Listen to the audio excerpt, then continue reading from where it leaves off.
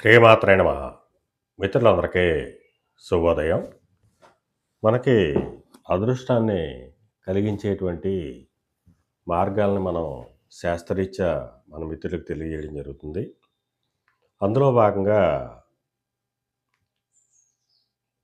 కొన్ని యంత్రాలు గూడా మనకి అదృష్టాన్ని కలిగించొచ్చు. మన జాతక కుండల్ని పరిశీలించిన తర్వాత, అలాగే మన యొక్క కుటుంబం యొక్క చరిత్ర, అంటే మన జాతకంలో ఉండేటువంటి పితృస్థానాన్ని బట్టి తండ్రి యొక్క విధి విధానాలు, మాతృస్థానాన్ని బట్టి తల్లి యొక్క విధానాలు, అలాగే పుత్రస్థానాన్ని బట్టి మన సంతానం యొక్క విధానాలు, సప్తమ స్థానాన్ని బట్టి భార్య యొక్క విధానం మన జాతకంలో లోతైన పరిశీలన చేసినట్టయితే మనకు తెలియడం జరుగుతుంది. అయితే జాతకంలో కొన్ని కొన్ని పూర్వజన్మ సుకృతం ఉంటుంది. కొన్ని మన కుటుంబ నేపథ్యం కూడా కొన్ని రకాలైనటువంటి ఇబ్బందులకి, శాపాలకి మనం గురయ్యేటువంటి అవకాశం ఉంటుంది. వాటిని పోగొట్టుకోవడానికి మనకు శాస్త్రంలో అనేక రకాలైనటువంటి యంత్రాలు ఇవ్వడం జరిగింది.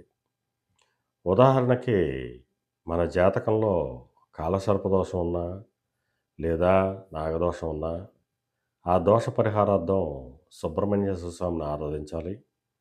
అలాగే సుబ్రహ్మణ్య యంత్రాన్ని ఆరాధించినట్టయితే ఆ దోషం పరిహారమై మనకుండేటువంటి, మన పెద్దలు తెలుసో తెలియకో చేసినటువంటి పొరపాటు వల్ల వచ్చినటువంటి శాపం నుంచి బయటపడి మనం అదృష్టవంతులం కాగలం. అంటే ఉదాహరణకి బాగా పూర్వం, అంటే ఒక 3, 4 తరాల వెనక మనకి స్వాతంత్రం రాకముందు, స్వాతంత్రం వచ్చిన బ్రిటిషోడు వెళ్ళే టైంకి, స్వాతంత్రం వచ్చే టైంకి మధ్యలో భూములనేటువంటివి బలమైనటువంటి వాళ్ళు ఆక్రమించుకోవడం జరిగింది. అలా ఆ ఆత్రంలో కొంతమంది దేవాలయం భూములు కూడా తీసుకోవడం జరుగుతుంది. అప్పుడు ఖచ్చితంగా ఆ శాపాన్ని మనం అనుభవించవలసి ఉంటుంది. అది మనకు తెలీదు. ఎందువలనంటే కాలక్రమంలో రికార్డుల్ని తారుమారు చేసి దాన్ని యథావిధిగా ఉంచడం వల్ల తెలియకపోవచ్చు.